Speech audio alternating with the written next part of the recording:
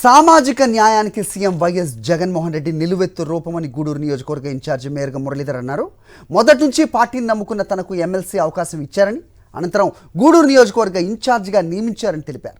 CM YS Jagan ఇచ్చిన అవకాశాన్ని సద్వినియోగం చేసుకుని గూడూరును సీఎంకు గిఫ్ట్గా ఇస్తానంటున్న మేరగ మురళితో మా ప్రతినిధి వెంకట్ మాట్లాడారు.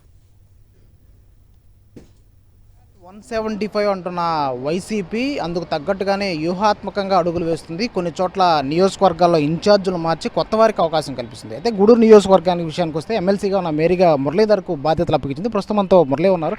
సార్, ఎలా ఎమ్మెల్సీగా చేస్తున్నారు? ఇప్పుడు ఎమ్మెల్యే కంటెస్టెంట్గా అవకాశం కల్పించింది, ఎలా ఫీల్ అవుతున్నారు? సారు మనసులో పెట్టుకొని గొప్పగా ఆశీర్వదించడం చాలా సంతోషం.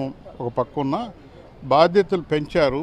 భక్తితో ఆ బాధ్యతలు నిర్వర్తించాలని కంకణబద్ధుడై ఉన్నాను నేను. అదేవిధంగా సార్ని నిజంగా అనుకుంటే మేము కష్టపడి పని చేసుకుంటూ పోవడమే తప్ప మాకంటే మా భవిష్యత్తు ఆయన గొప్పగా ఆలోచిస్తారు. ఆయన మనసులో మనం చూరగొనాలి. పని చేసుకుంటూ వెళ్తూ ఉంటే ఆయనే గుర్తిస్తారు, గొప్పగా గుర్తిస్తారు. నా విషయంలోనే మీరు గమనించండి. కొన్ని ప్రత్యేక పరిస్థితుల్లో 2019లో నాకు టికెట్టు చేజారింది.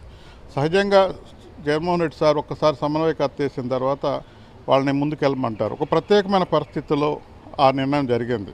జిల్లా అధ్యక్షుడిగా నాకు అవకాశం ఇచ్చి గొప్ప గుర్తింపు ఇచ్చిన జగన్మోహన్ రెడ్డి సారు మరి ఇల్లు తిరిగి గడప గడప తిరిగి ఆ రోజు జగన్మోహన్ రెడ్డి సార్ని మనం ముఖ్యమంత్రి చేసుకోవాలని అందరినీ కలిసిన నేను, నా నోటుకుండా చెప్పిన నేను, ఆయన ముఖ్యమంత్రి కోసమే కదా నేను తపన పడిందని మరి ఎలాంటి ఇది లేకుండా నేను ముందుకెళ్ళాను.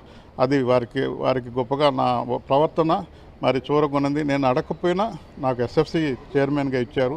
మరి ఉద్దండులు ఉన్నటువంటి నెల్లూరు జిల్లాలో నాకు గొప్ప అవకాశం ఇచ్చారు. అందువల్లనే మరి మా ఎంపికైన ఎంపీటీసీలు కానీ జెడ్పీటీసీలు కానీ కౌన్సిలర్లు ఇనానిమస్గా నాకు అవకాశం ఇచ్చారు. నిజంగా ఎంత ఆనందంగా ఉందో. జగన్మోహన్ రెడ్డి నీళ్ళలో ఉండడమే మాకు గొప్ప విషయం. ఆయన పేరు పెట్టి పిలవడమే మాకు గొప్ప పెదవి. అట్లాంటిది ఇంత భవిష్యత్తు, ఇంత బాధ్యతలు ఇస్తున్నప్పుడు అవన్నీ భక్తితో నేను నిర్వర్తిస్తాను. మళ్ళీ ఆయన మనసు నేను చూరుకుంటానని మీ ద్వారా తెలియజేసుకుంటాను. గూడూరు నియోజకవర్గంలో వచ్చే ఎన్నికల్లో పోటీ చేయబోతున్నారు. ఎలాంటి అజెండాతో ముందుకెళ్ళబోతున్నారు? నాది ఒకటే ఎజెండా. మా జెండానే ఎజెండా. మా పార్టీ జెండానే సంక్షేమం. సంక్షేమంతో ప్రతి గడప గడప వెళ్ళిపోతున్నారు. అదే రకంగా గాంధీ గారు చెప్పినట్టు స్వరాజ్యం, గ్రామ స్వరాజ్యం. ఈరోజు గ్రామ స్వరాజ్యానికి శ్రీకారం చుట్టారు జగన్మోహన్ రెడ్డి గారు. మాటల్లో కాదు, చేతల్లో చూపిస్తున్నారు. ఫైనల్గా 3 పార్టీలు కలిసి పోటీ చేయబోతున్నాయి. మీ నియోజకవర్గంలో ముఖ్య నేతలు ఎలా సమన్వయం చేసుకోబోతున్నారు? అదేనండి, చాలా చాలా దురదృష్టం ఏంటంటే జగన్మోహన్ రెడ్డి గారు పరిపాలన ఎంతో ఒత్తిడి ఉన్నప్పటికీ ముందు వరుసలో వెళ్ళిపోతున్నారు. వీళ్ళు దమ్ము దసుకని మాట్లాడుతూ ఉంటారు. నిజంగా దమ్ము ఉంటే ఏంది మీ ప్రవర్తన ఏంటి? ఒక ఖాళీగా ఉన్నారు. మరి జగన్మోహన్ రెడ్డి గారు ఇంత ఒత్తిడిలో ఎవరైతే ఒక్కొక్కసారి నాయకత్వం మీద అభిప్రాయ భేదాలు వస్తాయి. ఆ అభిప్రాయ భేదాలు నెగిటివ్గా ఉన్నప్పుడు మంచి వాళ్ళకి కూడా నెగిటివ్ వస్తుంది. ఒక్కొక్క సందర్భంలో వాళ్ళు ఆ సరైన టైంలో పోటీ చేయడం కరెక్ట్ కాదు. అంత మాత్రాన వాళ్ళు మరి వెనకబడినట్టు కాదు. కొన్ని ప్రత్యేక పరిస్థితులు వస్తాయి. మొత్తంగా చూసుకుంటే వచ్చే ఎన్నికల్లో గూడూరు నియోజకవర్గంలో మరోసారి వైఎస్ఆర్ కాంగ్రెస్ పార్టీ జెండా ఎగరవేసేందుకు శక్తివంచం లేకుండా కృషి చేస్తారని చెప్పి ఇన్ఛార్జి మేరీగా మురళి చెప్తున్న పరిస్థితి కనిపిస్తుంది. కవరం ప్రసాద్తో వెంకటనారాయణ, సాక్షి టీవీ, నెల్లూరు నుంచి.